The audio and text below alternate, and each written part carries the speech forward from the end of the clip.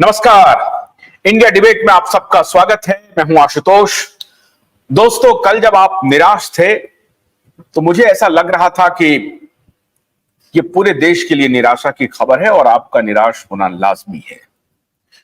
लेकिन रात में हमने अपने वकील साहब से बात की। उन्होंने कहा कि निराश होने की कोई आवश्यकता नहीं है। अगर वो डाल डाल है तो हम पात पात हैं। वो अगर सोच रहे हैं कि तमाम तिकड़म करके न्याय को दूर ढकेला जाए और वो हस्र किया जाए जो जिया खान में हुआ था, जो दिव्या भारती में हुआ था, जो परवीन बॉबी के साथ हुआ था और जो श्रीदेवी के साथ हुआ था। श्रीदेवी के साथ क्या हुआ आप सबको मालूम है। अकल्पनीय बात हुई, अकल्पनीय बात। और उस वक्त बहुत सारे लोग ये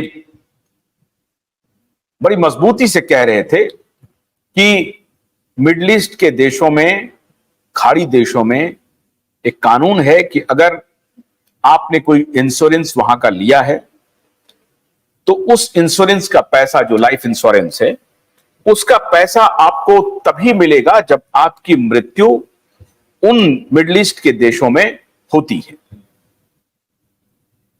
और इसके तरफ उस वक्त सुब्रमण्यम स्वामी ने बहुत मजबूती से इस मुद्दे को उठाया था, लेकिन इन सारे मुद्दों को दबा दिया गया।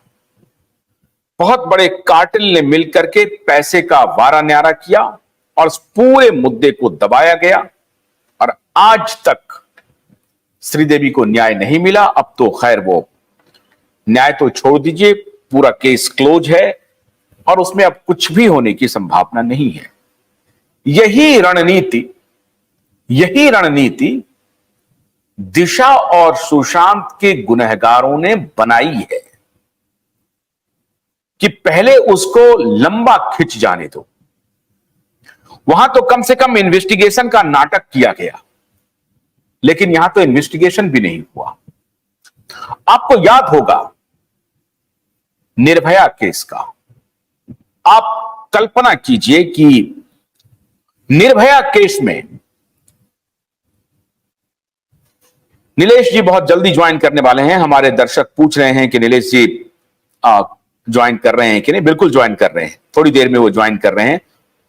इसी सिलसिले में वो आपको बताने आएंगे आज कि हमारे पास तड़कता फड़कता नहीं, एकदम ब्रेकिंग और सॉलिड ब्रेकिंग है कि कैसे हम लोग इस लड़ाई से पीछे नहीं हट रहे हैं और हमने रास्ता ढूंढ लिया है गुनहगारों को जेल पहुंचाने का।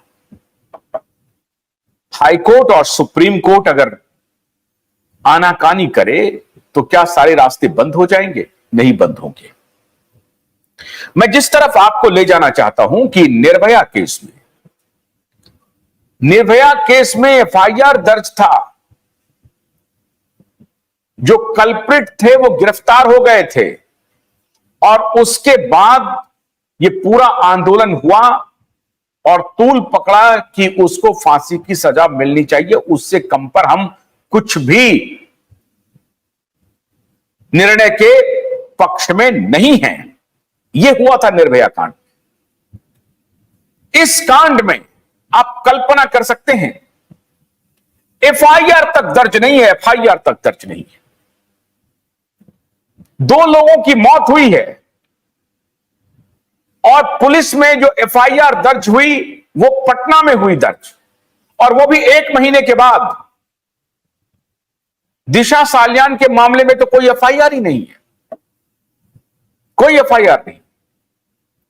हम लोगों ने एफआईआर दर्ज करने की मांग की है और जब हम लोगों ने एफआईआर दर्ज करने की मांग की तो उस एफआईआर को दर्ज न करने का कंटेम्प्ट किया गया। अभी नीलेश जी आएंगे तो आपको बताएंगे कि एफआईआर दर्ज करना प्राथमिक ड्यूटी है पुलिस वालों की और उन्हें सुप्रीम कोर्ट के निर्देशानुसार 14 दिन के अंदर में उनको एफआईआर दर्ज करना है। अगर कंप्लेनेंट जाकर के ये कहता है कि इसमें फर्स्ट इंफॉर्मेशन रिपोर्ट आप दर्ज कीजिए और इन्वेस्टिगेशन कीजिए, और अगर उसके लिए कोई सबूत मुहैया कराता है तो उसके आधार पर पुलिस को एफआईआर दर्ज करना चाहिए और 14 दिन के अंदर करना चाहिए। हर सप्ताह बीतता गया और पुलिस कंटेम्प्ट करती गई, लेकिन उस कंटेम्प्ट पर सुप्रीम कोर्ट और हाई कोर्ट को कोई लेना देना नहीं है, क्योंकि सुप्रीम कोर्ट और हाई कोर्ट के लिए यह कोई मुकदमा है ही नहीं। थोड़ी देर में नीलेश जी ज्वाइन करने वाले हैं, तो वो पूरे केस लॉ के साथ आपको बताएंगे।